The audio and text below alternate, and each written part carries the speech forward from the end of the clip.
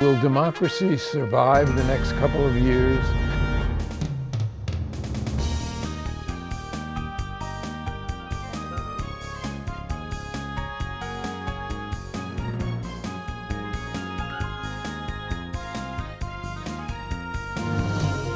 Access to Democracy is made possible by donations from the following organizations. Thomson Reuters, a global company with expertise and insight to unravel complex situations in the areas of law, tax, compliance, government, and media. Their worldwide network of journalists and editors keep customers up to speed on relevant global events. Thomson Reuters, The Answer Company.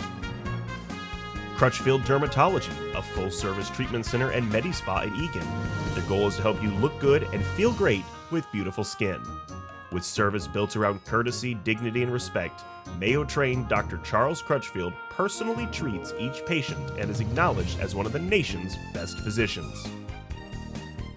Truestone Financial, with locations in Minnesota and Wisconsin, has proudly served its members since 1939. Truestone engages, educates, and supports its members to ensure they have the tools to empower their financial well-being. Truestone Financial, your neighborhood credit union. Learn more at truestone.org. Edina Eye Physicians and Surgeons, a division of Twin Cities Eye Consultants, has proudly served the Twin Cities for more than 55 years now, in 7 convenient locations. Using the most advanced technology combined with human touch, Edina Eye offers comprehensive services and dedicated specialists committed to excellence, with innovative procedures and expertise for the most advanced eye care.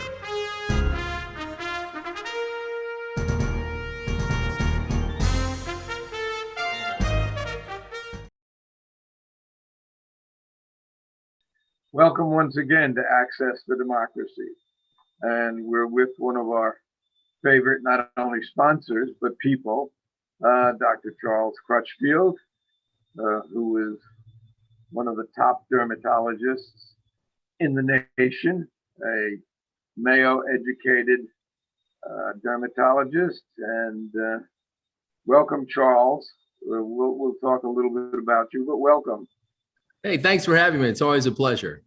We were getting nervous there, but I understand that you were with a patient and you handed her the IV drip and said, I'll be back in 30 minutes. And take 2 aspirin and call me in the morning. Yeah.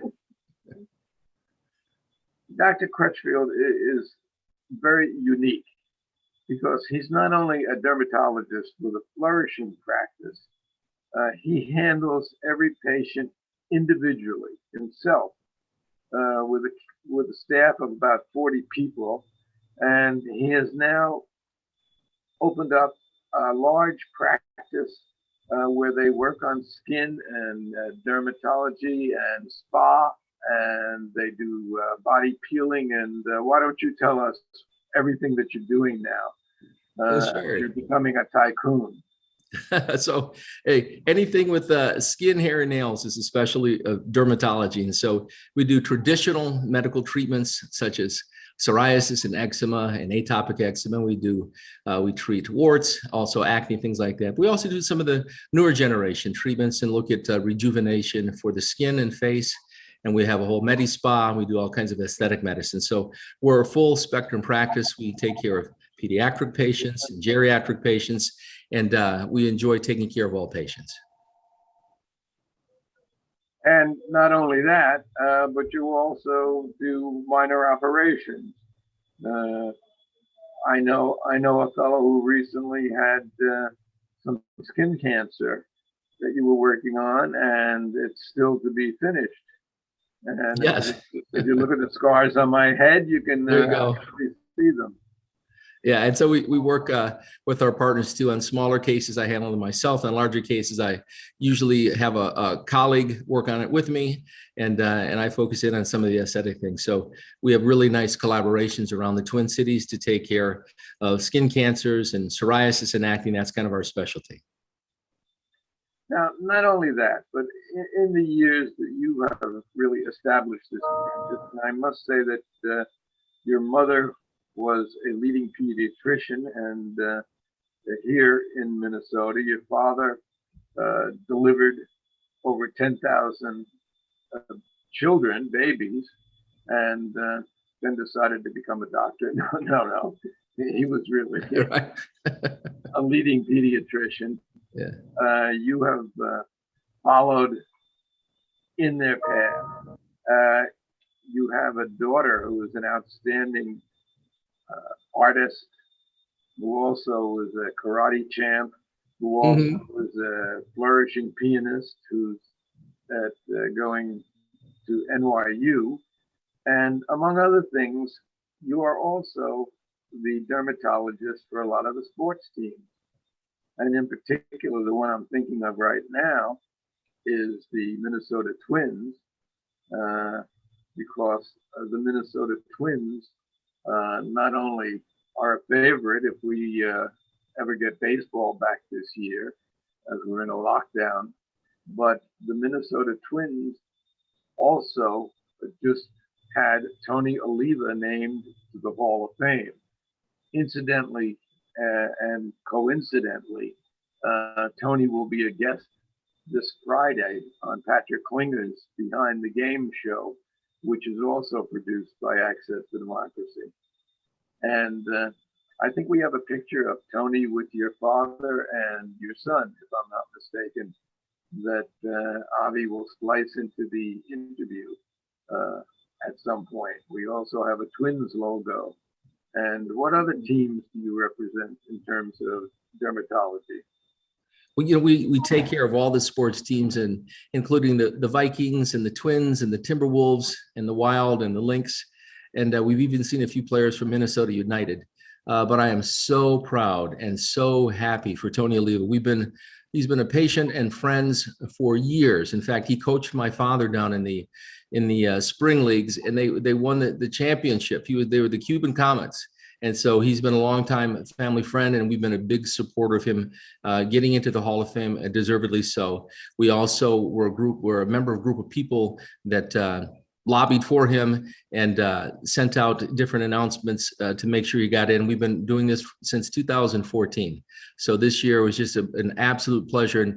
And when he got in, the Twins recognized that the Crutchfield family has been a supporter and friend, and they invited our family down to the press conference to participate. And so I had patients that afternoon, but my father and my son both went to support Tony and to say congratulations on an honor well-deserved. He missed it 3 years ago by one single solitary vote. And his son came in to see me the next day with him the day after the vote. And he said, "I'm running to GNC. I'm getting Dad some new vitamins. I'm keeping him alive till the next vote." I said, "Okay, very good."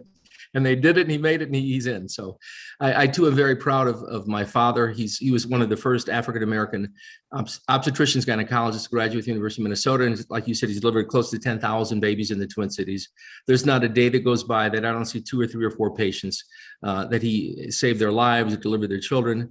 And my mother was both the youngest and the first African-American female graduate of the University of Minnesota Medical School back in 1963. So I'm very lucky. I stand on the shoulders of giants. They've made it so easy for me to practice medicine in the Twin Cities. But yes, we support all the teams, and we see the players, we see the staff, we see the coaches, we see the families. It's been real nice. In fact, one of the first players I saw the other day, and he said I could mention his name, was Byron Buxton. He stopped in to say hi right after he had signed his contract. So once again, we're very happy for our good friend Byron and all the other great athletes in the Twin Cities. We're very happy to have Byron with us for the next several years also under this large contract. Yeah, Tony Oliva's election to the Hall of Fame is long past due. And I think part of that is because we are a small city, and we don't get the publicity, we don't get the clout that some of the big cities have. But he should have been there a long time ago with his record. And let's talk about 2021, which is just coming to a close.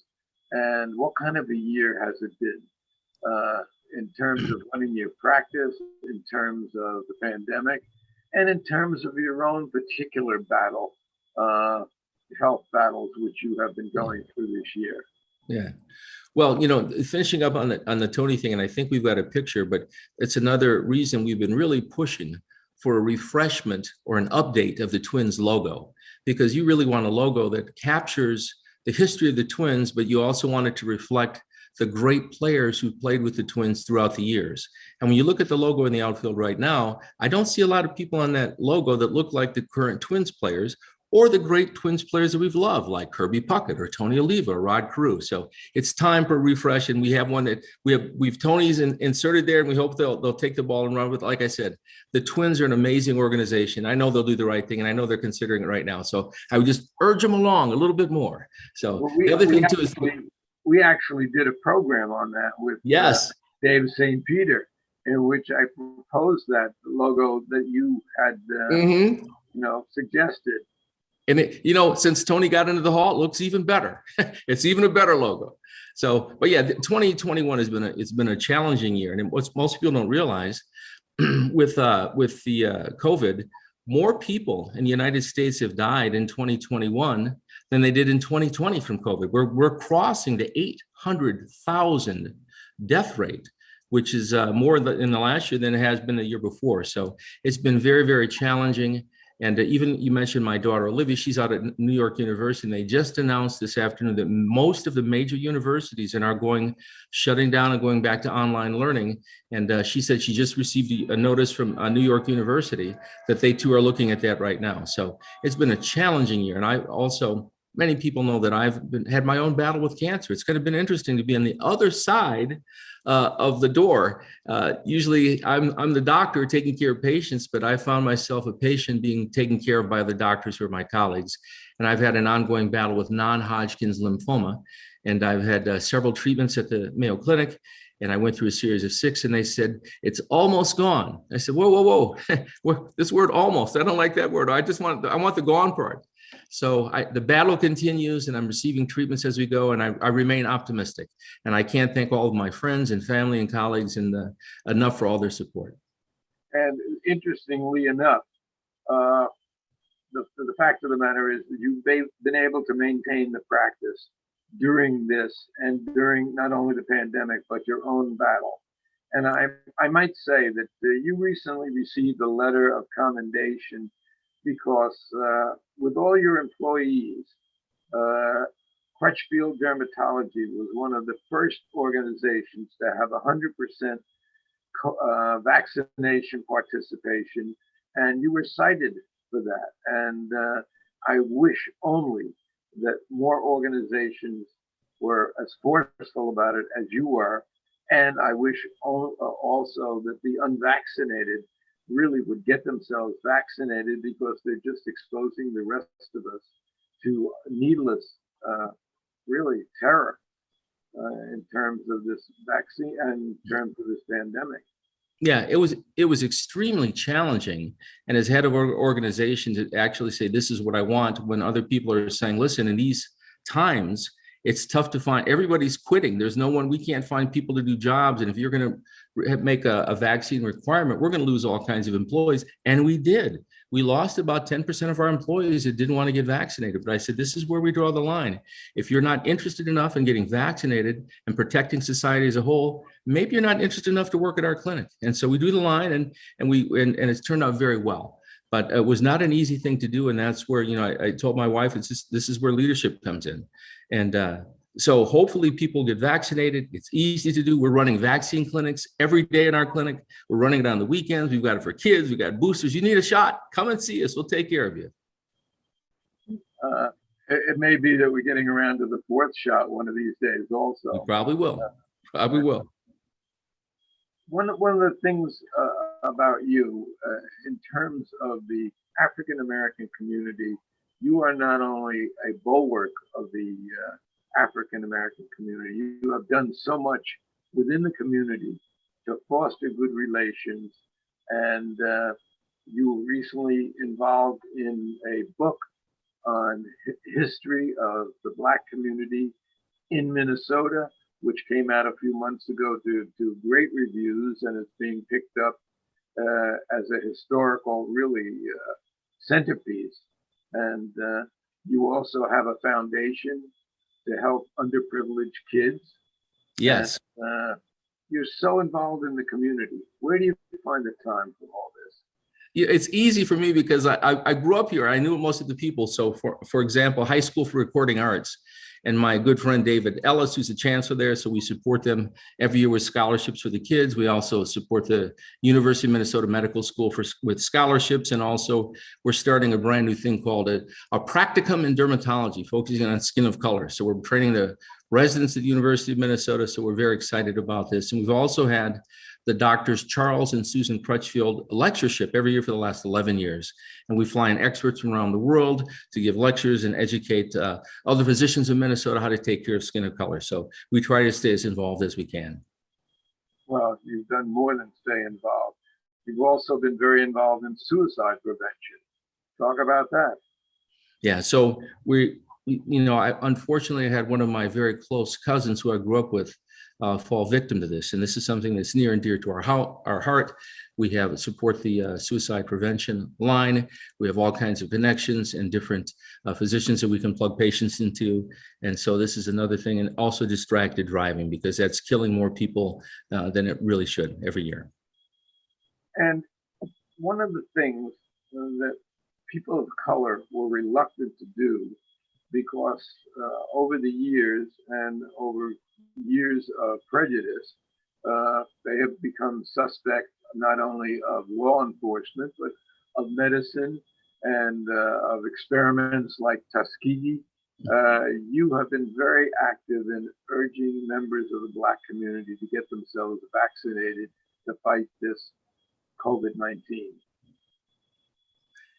It's been challenging, because I think when I've talked to my patients that don't want to get vaccinated, and they'll throw things out, they'll say, well, I heard it makes you sterile, or I heard the Tuskegee experiments. When you really peel all the layers away and you talk to them, they're afraid. They're afraid of having something foreign injected into them. And they'll say, I've had patients say, well, my pastor at church said, don't get the vaccination. It's no good for you. And I said, listen, when I need my oil changed, I go see a mechanic. And when I need spiritual advice, I might see a religious leader. But when I need medical advice, time to see a doctor or a pharmacist and talk to somebody who's knowledgeable that you trust. And so it's one of those things you can't convert right away, but you plant the seed and you keep working on it. And I also tell people, it's the most important thing. I wrote an article recently, dying of COVID is optional. It's optional. 99% of people die are not vaccinated. Now, if you get vaccinated, you still might get COVID. That's not a problem, but it will keep you from dramatic hospitalization and from dying. And now we see that I think it's Pfizer is coming out with a pill Yes. for people who have had COVID, where if they take this pill for several days, chances of hospitalization are really remote, and chances of dying are practically nil. Yeah, that pill should be available within a few weeks, I understand. Yes, and that's all great information, all great information. And I think recently, Time Magazine named Scientist of the Year, the whole team that developed the messenger RNA, including Kismet, who's a colleague of mine who's on the team that developed the messenger RNA. So I'm very proud of her, and I'm proud of the whole team that turned that whole thing around. I mean, in the old days, you needed a vaccine, it would take 10 years. They went within 6 months, they had a vaccine produced. So, and like you said, and now Pfizer's even come out with a pill that's supportive. So it's fantastic news. Well, we can keep our fingers crossed on that one.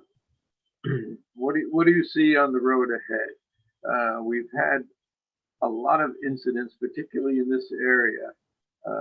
Not only the George Floyd incident, but we have a trial going on right now where a young man was unfortunately shot and killed, allegedly by accident. I'm not going to get into whether, since the trial is going on, what the story is on that. But what do you see in terms of the Black-white community? And are we making any progress? Are we moving ahead? Do we have really the ability to look down the road with less prejudice and more compassion? Yes, and I think that's exactly it. I think tolerance and acceptance and coming together for a dialogue, I think that makes all the difference. And not just to talk, but also to listen and hear what the other side is saying. So I'm optimistic about that. And speaking of that too, that's another thing that's been very confusing to me. I'm watching the Senate hearings and things. I don't quite understand what happened on January 6th last year and how people can deny it. At the time, they were frightened for their lives and they were about to be killed. And now they say it never happened. It was just a tourist event. And I don't quite understand what's going on there, but hopefully we'll get that sorted out and get to the bottom of things and bring the people to justice that had one of the most severe attacks on our government since the British in 1812. That's correct. And not only that, but every day we're getting more information here, more really damning information about the part that the former administration had to play in all this. And it's beyond my belief as we see these people denying, they're denying everything. They're denying, even now, the Senate is fighting over voting rights. How can you, in good conscience, take your oath of office and then try to make it more difficult for people to vote? It's beyond me. I just can't quite figure it out. And I guess I could go on my soapbox about that one. I think we all could. We have some things that I don't understand. For instance, why does this country have a debt limit? Other countries don't have a debt limit. Why, of all countries, does this country have to fight every year over a debt limit or shutting down government and things like that? The fact of the matter is, we were the premier country in the world until the former administration. And it's really a fight to come back. And I will say, even though the statistics indicate that the president is having, our current president, Biden, is having a tough time, he has tried to implement so many different programs that would benefit people, particularly the middle class, particularly the underprivileged. Maybe you can explain it. I can't understand it. I can, and I've seen they'll shut down government on a temper tantrum for no reason at all, and it damages all people unless you're completely selfish and you have no interest in being a patriot. Now, getting back to the practice of dermatology, which we're happy to have, and we're happy to have Crutchfield Dermatology as one of our benefactors. You said you do more than just the nuts and bolts of dermatology. Some of the other things that are going on there, some of the spa treatments, some of the skin treatments that people can avail themselves of now that they couldn't years ago.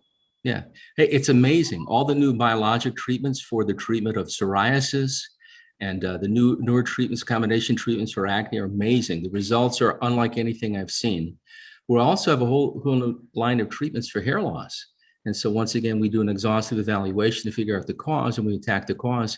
And we're having some remarkable results as far as hair loss and facial rejuvenation. And the key is, whenever you do anything medically or aesthetically, you want it to look completely soft and natural. And I believe from the bottom of my heart, if you have something done and somebody thinks you've had something done, you've had too much done. No one should be able to tell. I want your friends to be enviously confused, but it should look nice and natural. But as far as the treatment for psoriasis and hair loss and aesthetics, it's a whole new world out in dermatology right now, and with great results. And you're on the cutting edge of that. I might also mention that you were a clinical professor, I believe, at the University of Minnesota Medical School. Yes. In addition to that, you find time to write books and articles. And in your case, on the seventh day, he did not rest. Well, I'm happy now because I'm a group of the Minnesota Association of African American Physicians. And so a lot of my colleagues have chipped in. So I used to write it every week. As you know, the media has a voracious appetite. It doesn't wait, it doesn't sleep. but several of my colleagues are helping in. So I'm writing now maybe 1 or 2 articles a month or therefore. But it's been really my pleasure to try and participate in the community and educate the communities. And I said, one of the things they say, hey, let's do a blood pressure drive, or let's do a cholesterol screening. I said, that's great. Let's do that. But let's also do something that really, really makes a difference. And if we were to write a health column that gets out throughout the state of Minnesota, that's archived online, that people can use as a resource, that's making a big difference. And so we started that a few years ago, and it's really taken off. So it's been very, very nice with the Minnesota Spokesman Recorder newspaper. And in addition to that, I know you have spent a lot of time on the dermatological considerations for people of color, which obviously are different from Caucasians. And we have Latinos, we have African Americans, we have, Asians. Each of them have their own skin problems. And I know you have devoted a lot of time to that. So why don't you tell us a little bit about that in the time we have left?